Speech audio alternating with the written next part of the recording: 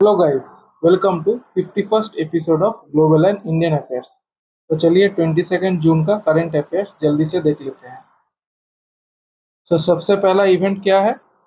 Farmer union finance secretary and retired Gujarat cadre bureaucrat Hasmukh Adhia, who is principal advisor to Chief Minister Bhupendra Patel, was appointed as chairman of GIFT City. तो chairman of gift city किसको बना दिया गया है? हसमुख अधिया को। ठीक है, सो ये है हसमुख अधिया। He is also the chairman and director of Vadodara-based Gujarat Alkalis and Chemicals and the chairman and director of Gujarat Mineral Development Corporation.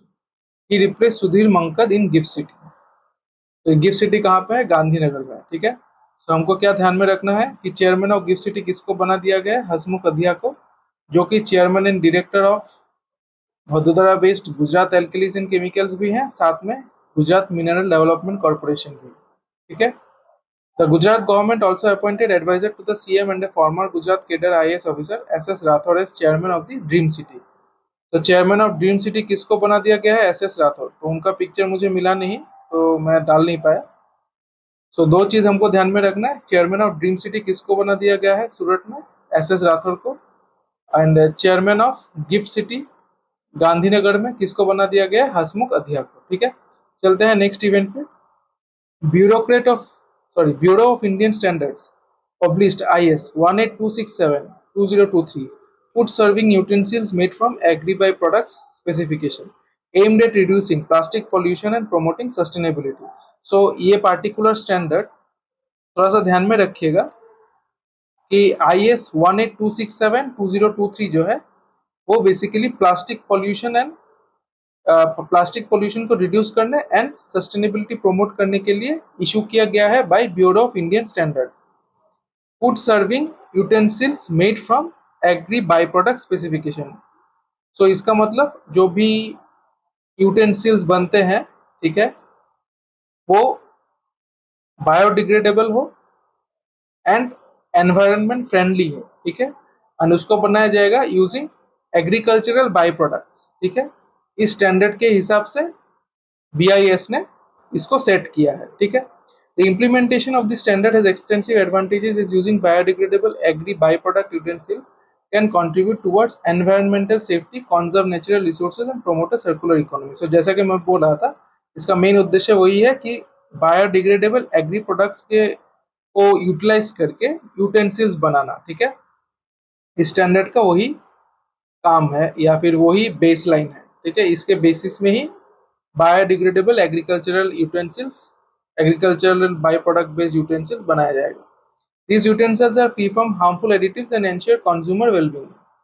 The standard also creates economic opportunities for farmers and supports sustainable agricultural practices contributing to rural development. ठीक है, okay. सो हमको just ध्यान में रखना है IS 18267-2023 associated with food serving utensils made from agri byproducts. ठीक है, चलते हैं नेक्स्ट लेवल पे। In the state level international day of yoga Surat Gujarat made Guinness world record for the largest gathering of people for yoga session in one place. So Surat में, तो आपको पता ही होगा इंटरनेशनल डे ऑफ योगा 21 जून को ऑब्जर्व किया गया था। तो सूरत में क्या हुआ कि योगा सेलिब्रेशन के लिए सबसे बड़ा गैदरिंग, ठीक है, इकट्ठा हुए थे, जो कि Guinness book of world record में चला गया। ठीक है, ये इवेंट जो है Guinness book of world record में चला गया क्योंकि ये सबसे लार्जेस्ट गैदरिंग ऑफ पीपल है और योगा। तो इसको थोड़ा सा ध्यान में रखिएगा।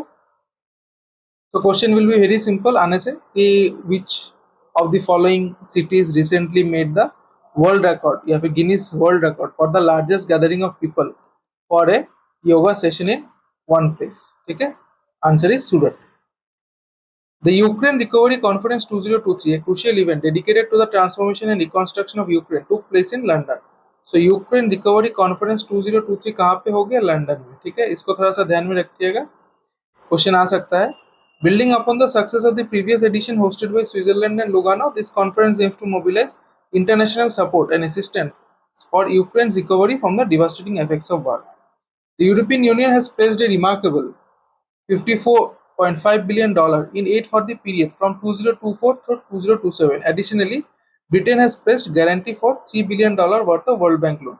सो देखिए यूक्रेन को यूरोपियन यूनियन लोन दे रहा है $54.5 बिलियन, ठीक है, 2024 से 2027 के पीरियड में। ब्रिटेन दे रहा है $3 billion worth of world bank loans. तो भाया वर्ल्ड बैंक ये $3 बिलियन यूके देने वाला है। एंड उसके बाद यूनाइटेड स्टेट्स जो है वो देगी $1.3 बिलियन, ठीक है, further bolstering support for Ukraine. This brings the total US contributions to $64.3 billion. तो फिगर्स आपके जस्ट जनरल नॉलेज के लिए है, क्वेश्चंस आने का चांसेस कम ही है, बट हमको एक चीज ध्यान में रखना हो कि यूक्रेन रिकवरी कॉन्फ्रेंस 2023 लंदन में हो गया है, ठीक है। एंड सबसे ज्यादा जो यूक्रेन को असिस्टेंस प्रोवाइड किया है वो कंट्री है यूनाइटेड स्टेट्स, ठीक है। चलते हैं नेक्स्ट इवेंट पे। President of India Shrimati Droupadi Murmu presented the national Florence Nightingale award for the year 2022-23 for the nursing professionals at the function held at Rashtrapati Bhavan, ठीक है। So national Florence Nightingale awards for 2022-23 दे दिया गया है। तो 2022 एज वेल एज 2023 का list मैंने यहाँ पे डाल दिया है, थोड़ा सा आप रीड कर लीजिएगा। बट इफ यू सी यहाँ पे 15 रेसिपिएंट्स है दोनों में, ठीक है, तो इसको थोड़ा सा ध्यान में रखिएगा। The national Florence Nightingale award was instituted by ministry of health and family welfare in the year 1973। So very important question आ सकता है दो तरीके का। एक तो है कि नेशनल फ्लोरेंस नाइटिंगेल अवार्ड किसने इंस्टीट्यूट किया, ministry of health and family welfare. कौन से साल में इंस्टीट्यूट हुआ, 1973 में। और 2022 में कितने लोगों को दिया गया है, 15 लोगों को।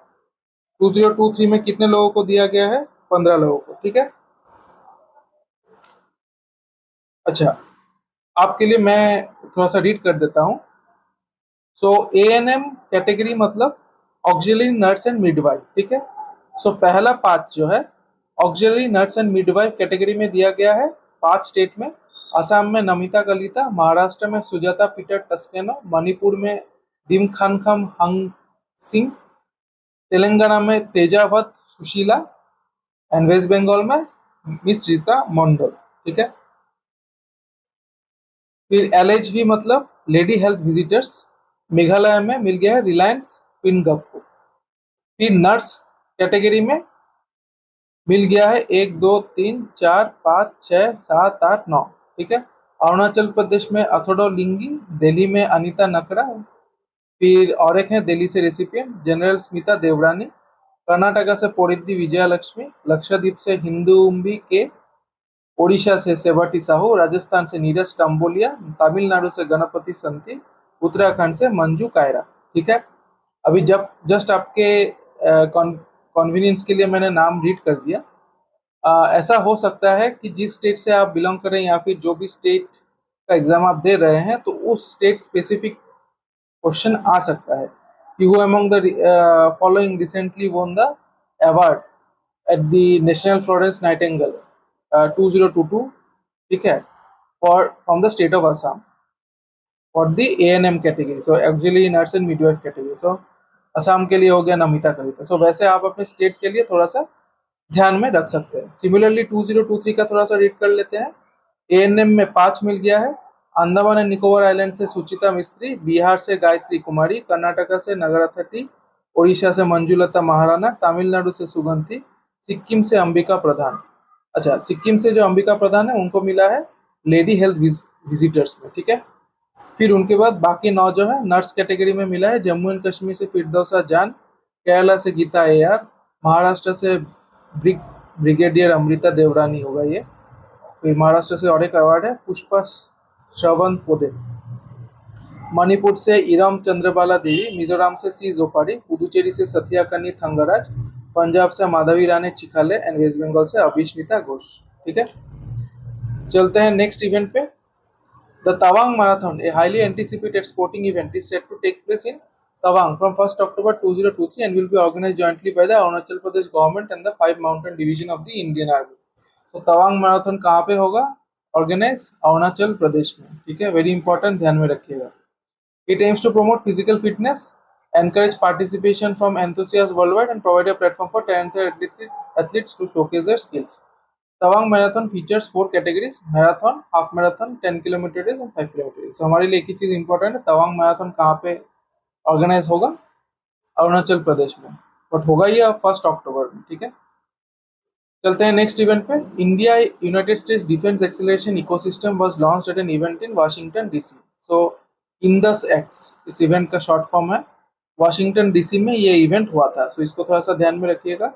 इंडस एक्स क्या था? बेसिकली एक co-organised by innovations for defence excellence, iDEX, ministry of defence and US department of defence and hosted by US India Business Council.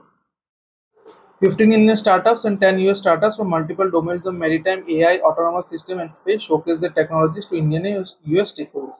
तो बेसिकली ये डिफेंस रिलेटेड एक एग्जीबिशन टाइप का था, ठीक है, जहाँ पे दोनों कंट्रीज ने अपने अपने डिफेंस रिलेटेड कैटेगरीज, ठीक है, जैसे मैरीटाइम हो गया, एआई हो गया, ऑटोनोमस सिस्टम हो गया, या फिर स्पेस भी था, तो यहाँ से अपने अपने प्रोडक्ट्स को डिस्प्ले किया था, ठीक है।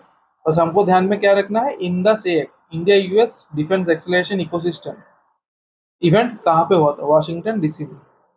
The Indian Navy, in collaboration with Ayush and other ministries, deployed its ship in the Indian Ocean region to form a ring to commemorate the International Day of Yoga on 21st June. The formation had been christened as Ocean Ring of Yoga.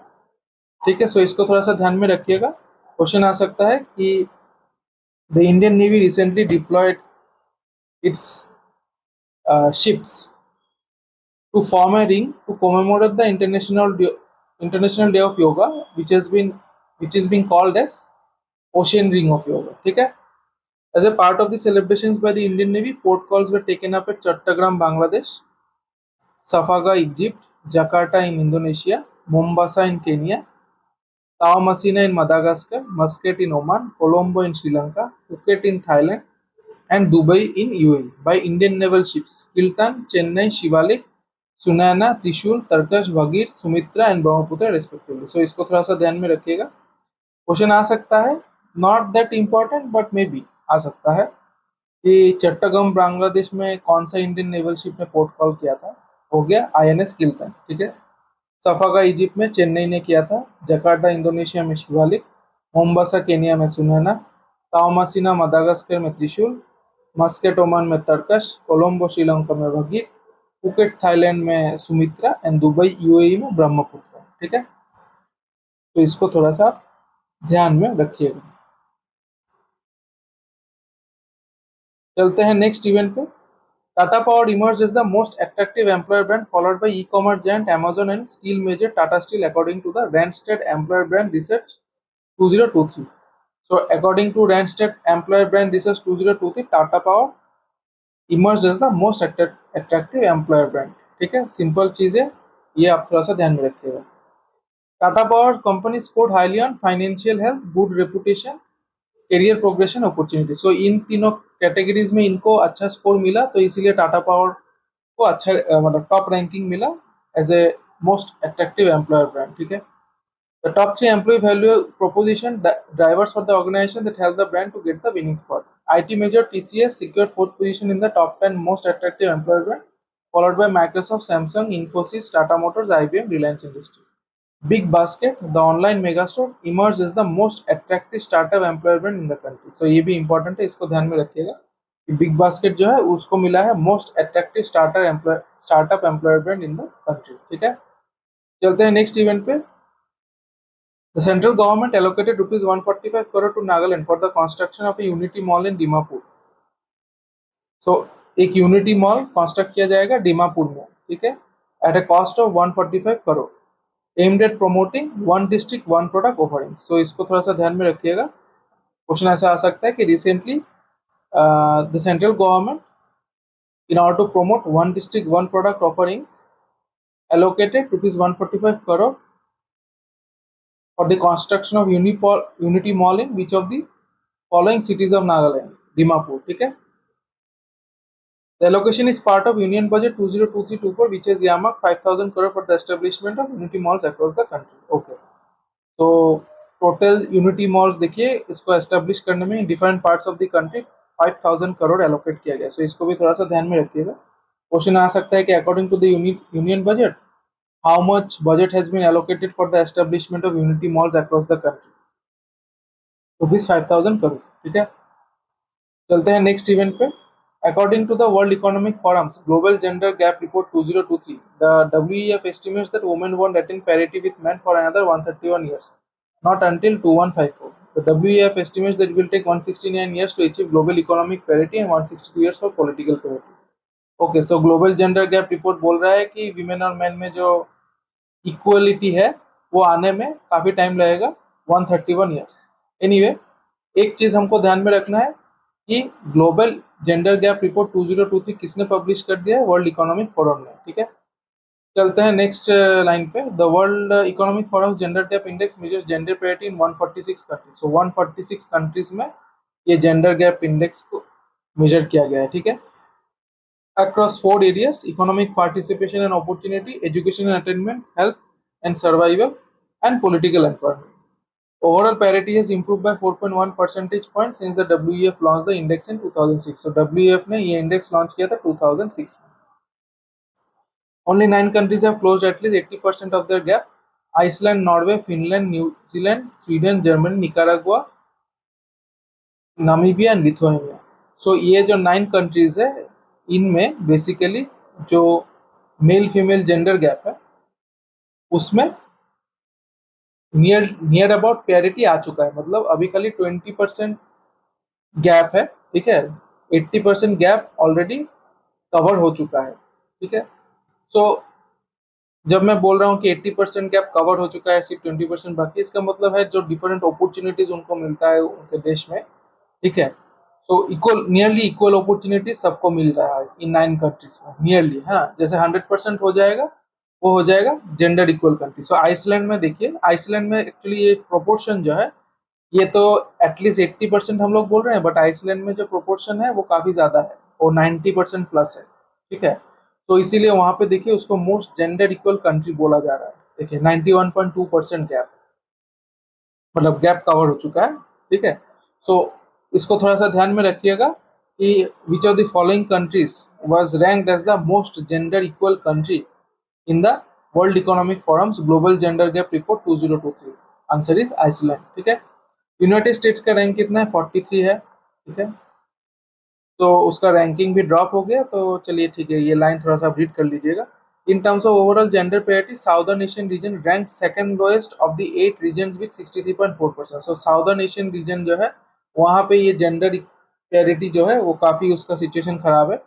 India was ranked at 127 out of 146। तो India का ranking आ गया है 127, इसको थोड़ा सा ध्यान में रखिएगा, ठीक है। इंडिया का रैंकिंग कितना आ गया है? 127,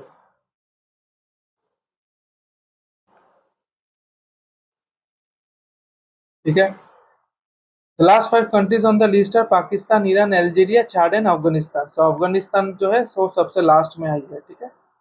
it is the only country to have scored below 50%, ठीक है। मतलब इसका जो gender male female gender gap है वो 50% से भी ज्यादा है, ठीक है। मतलब difference in, let's say, parity between the male and female gender. तो ये पॉजिटिव नहीं है, वो नेगेटिव है।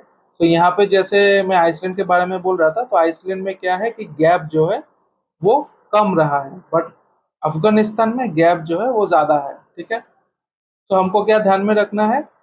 टॉप किसने किया है global gender gap report 2023 by World Economic Forum? Iceland ने टॉप किया है। इंडिया का रैंक कितना है? 127। किसने बॉटम किया है? अफगानिस्तान ने, ठीक है। चलते हैं नेक्स्ट इवेंट पे। The Odisha cabinet led by Chief Minister Navin Patnaik approved the revised cost of augmentation of basic amenities and development of heritage and architecture scheme in the state. So augmentation of basic amenities and development of heritage and architecture अवधा scheme, ठीक है। Odisha cabinet ने cost revise कर दिया है। सो पहले 3208 करोड़ था, but due to some changes and corrections 4224.22 crore कर दिया। सो ये one of the largest state sponsored projects है for the development of a religious place in India, ठीक है। इसको थोड़ा सा ध्यान में रखिएगा। The अबदा scheme of Odisha government stands as one of the largest state-sponsored projects for the development of a religious place in India. The Odisha state government had launched the Abada scheme in 2017-18 fiscal to develop Puri into a world class heritage city by 2024-25। So state exam अगर आप दे रहे हैं उड़ीसा का, काफी important है। ऐसे भी in general आप इसको थोड़ा सा ध्यान में रख सकते हैं, ठीक है। Abadha scheme associated with Odisha, development of Puri, total cost is 4224.22 crore, ठीक है। एंड 2024-25 में ये पुरी को एक वर्ल्ड क्लास हेरिटेज सिटी बना देगा, ठीक है। Abadha scheme is also one of the largest state sponsored projects for development of a religious place in India. चलते हैं नेक्स्ट इवेंट पे। The International Olympic Committee presented the Director General of the World Health Organization, Dr. Tedros Ghebreyesus, with the Olympic order for his inspirational role in ensuring the Olympic Games Tokyo 2020 took place despite the COVID-19 pandemic. So, Olympic Games Tokyo 2020 जब हुआ था उस time पे आपको पता ही होगा कोविड-19 आ गया था। तो उस टाइम पे जो हमारे हु के डायरेक्टर जनरल हैं उन्होंने काफ़ी ऑर्गेनाइज्ड वे में इस चीज़ को कंडक्ट किया था। सो आप सोच ही सकते हैं कि एक पेंडेमिक के टाइम पे उन्होंने ओलंपिक गेम्स कंडक्ट किए, तो उसके वजह से उनको मिल गया है Olympic order from the international Olympic committee, ठीक है। इसको थोड़ा सा ध्यान में रखिएगा। क्वेश्चन आ सकता है कि who among the following was recently awarded with the Olympic order by the international Olympic committee, ठीक है। डॉक्टर टेड्रोस घेब्रेयेसस, जो कि वर्ल्ड हेल्थ ऑर्गेनाइजेशन के डायरेक्टर जनरल भी हैं। The IOC also announced the WHO as an organization with the Olympic Cup for 2021 in recognition of its outstanding contribution to the success of the Olympic and Paralympics Games Tokyo 2020। So Olympic Cup किसको मिल गया है?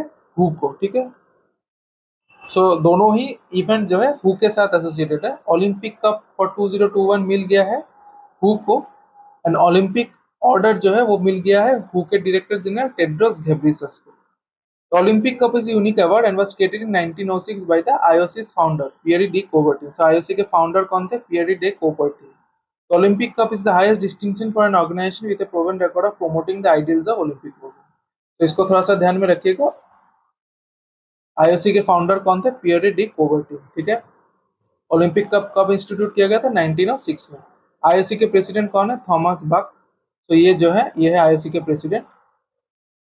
IOC का headquarter Lausanne Switzerland में है। IOC founded on 23 June 1894 in Paris. IOC के members कितने हैं? 104, ठीक है। ये है IOC का लोगो। चलते हैं नेक्स्ट इवेंट पे। The construction world of the world's largest Ramayana temple started in east Champaran district in Bihar. So world's largest Ramayana temple कहाँ पे बन रहा है?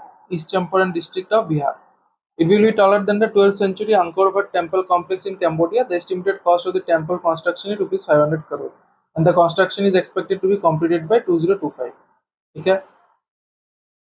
The overall measurement of the temple will be 2800 feet in length, 1450 feet in width, and 405 feet in height. Temple will have 12 domes, highest of which will be 270 feet tall, and 22 sanctum for different deities. So 22 God के ideals रहेंगे, ठीक है। सो 22 sanctum for different duties, ठीक है। तो एक चीज हमको ध्यान में रखना होगा कि वर्ल्ड लार्जेस्ट रामायण टेम्पल कहाँ पे बन रहा है? बिहार में, Champaran, east Champaran district of Bihar. Ramayana temples architecture inspired by 3 temples: Angkor Wat complex in Cambodia, Ramanatha Swami temple in Rameshwaram, and Meenakshi Sundareswar temple in Madurai। सो इसको थोड़ा जस्ट जनरल अवेयरनेस के लिए रखिएगा ध्यान में। क्वेश्चन तो मुझे एक ही इंपॉर्टेंट लग रहा है कि वर्ल्ड लार्जेस्ट रामायण टेम्पल कहाँ पे बन रहा है? बिहार में, ठीक है। East Champaran district in Bihar. तो गाइस आज के लास्ट इवेंट में आ चुके हैं। The India Myanmar Thailand trilateral highway project is underway with the aim of connecting Kolkata to Bangkok via Myanmar. So India Myanmar Thailand trilateral highway बन रहा है जो कि कोलकाता टू बैंकॉक कनेक्ट करेगा वाया म्यांमार। सो ये देखिए रूट, अब अगर आप देख पा रहे हैं तो ये रहा यहाँ पे कोलकाता। तो यहाँ से होके फिर सिलीगुड़ी, फिर असम, कोहिमा, मणिपुर, फिर उसके बाद यहाँ पे एक बॉर्डर है, ठीक है। उसके बाद वो म्यांमार घुस जाएगी, फिर जाके बैंकॉक में एंड होगी। सो म्यांमार और बैंकॉक में कौन सी सिटी से पास करेगा वो नहीं बोला है, बट एनीवे। और बाकी क्या बोला है इस रिपोर्ट में? This ambitious endeavour expected to be completed within 3 to 4 years, holds immense potential for boosting tourism, people to people contact and cultural exchange in the region under the BIMSTEC. So ये basically देखा जाए तो तीनों BIMSTEC regions है, ठीक है। सो ये 3 BIMSTEC regions को कनेक्ट करेगी। BIMSTEC is a regional cooperation comprising 7 member countries in South Asia and Southeast Asia. So BIMSTEC में आपको पता ही होगा, पहले भी डिस्कस किया, 7 मेंबर्स है, ठीक है। Member countries include Bangladesh, Bhutan, India, Myanmar, Nepal, Sri Lanka, and Thailand. BIMSTEC was established in 1987.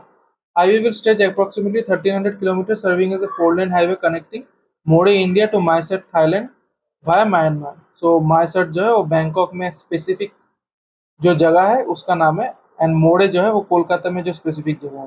The estimated cost for the India funded section of the territorial highway is approximately 1837.87 crore.